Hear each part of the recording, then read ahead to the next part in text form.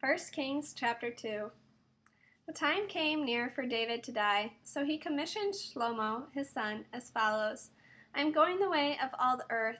Therefore be strong, show yourself a man.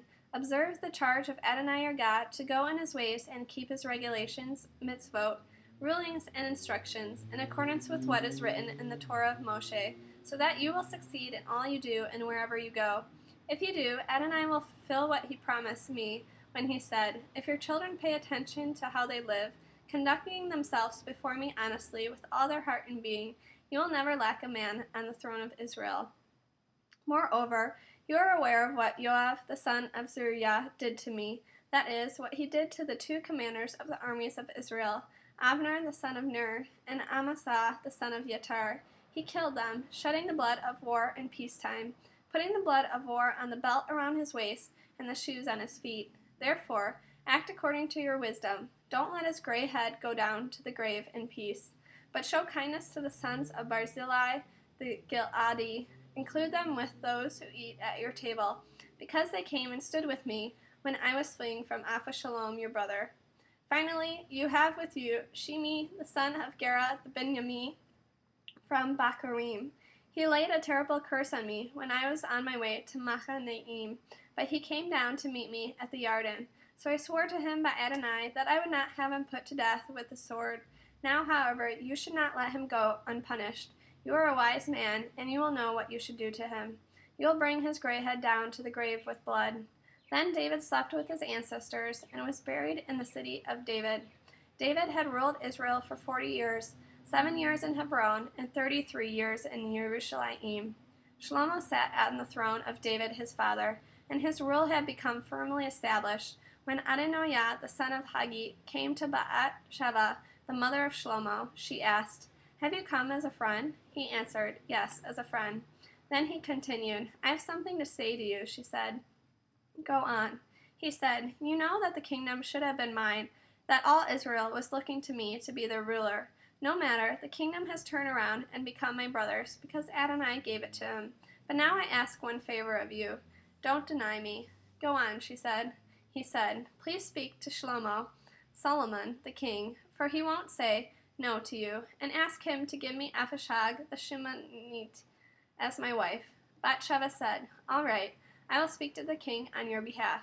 So Bathsheba went to King Shlomo to speak to him on behalf of Adonijah. The king rose to meet her and bowed down to her. Then he sat down on his throne and had a throne set up for the king's mother, so that she sat at his right. She said, I am asking one small favor of you. Don't deny me. The king said to her, Ask, mother, I won't deny you. She said, Let Aphishag the Shunammite be given to Adonijah, your brother, as his wife. King Shlomo answered his mother, Why are you asking Abishag the Shunammite for Adonijah? Ask the kingdom for him too. After all, he is my older brother. Yes, for him and for Abiathar the Kohen and for Joab the son of Zeruiah. Then King Shlomo swore by Adonai, May God do terrible things to me, and worse, if Adonijah hasn't condemned himself to death with his request. Now therefore, as Adonai lives, who has established me, put me on the throne of David my father, and set up a dynasty for me, as he promised. Adonijah will certainly be put to death today. King Shlomo commissioned Benaiah the son of Jehoiada, and he struck him down so that he died.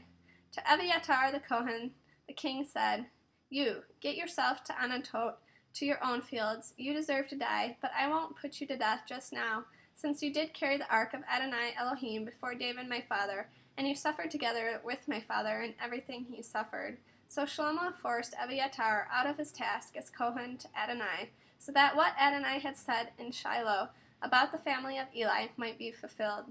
When the news came to Joab, he fled to the tent of Adonai and took hold of the horns of the altar, for Joab had given his support to Adonijah, even though he had not supported Avshalom. King Shlomo was told, Joab has fled to the tent of Adonai. He is there by the altar. Shlomo sent Benaiah the son of Jehoiada with the order, Go strike him down. Benaiah came to the tent of Adonai and said to him, The king says leave. He answered, No, I'd rather die here. Benaiah brought the message back to the king. This is what Joab said to me. The king answered him, Do what he said, strike him down and bury him. In this way you will take away from me and my father's family the blood which Joab shed for no reason. Adonai will bring his blood back on his own head, because he struck down 2 men more righteous and better than he. He killed them with the sword without my father's David's awareness. Abner the son of Ner, commander of the army of Israel, and Amasa the son of Yetar, commander of the army of Yehuda. In this way their blood will return to the head of Joab and his descendants forever. But for David, his descendants, his family, and his throne will be peace forever from Adonai. So Benaiah the son of Jehoiada went up, struck him down, and killed him. He was buried in his own house in the desert. The king put Benaiah the son of Jehoiada in charge of the army instead of him, and the king replaced Abiathar with Zadok the Kohen. The king summoned Shimei and said to him, "Build yourself a house in Jerusalem and live there. Don't go outside the city walls. Know for a fact that on the day you go out and cross Wadi Kidron, you will certainly die. Your blood will be on your own head."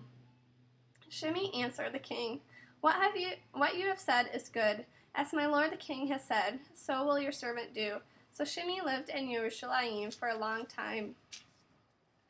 But after 3 years, 2 of Shimei's slaves ran away and went to Achish, son of Maacah, king of Gath. They told Shimei, "Your slaves are in Gath." So Shimei set out, saddled his donkey, and went to Achish and Gath to look for his slaves. Then Shimei returned, bringing his slaves from Gath.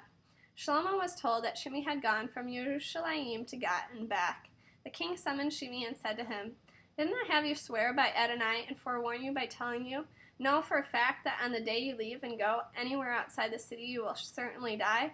And you answered me, 'What you're saying is good, I hear it.'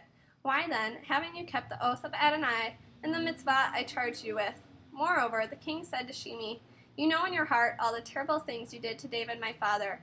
Therefore, Adonai will bring back your wickedness on your own head. But King Shlomo will be blessed, and the throne of David will be established before Adonai forever."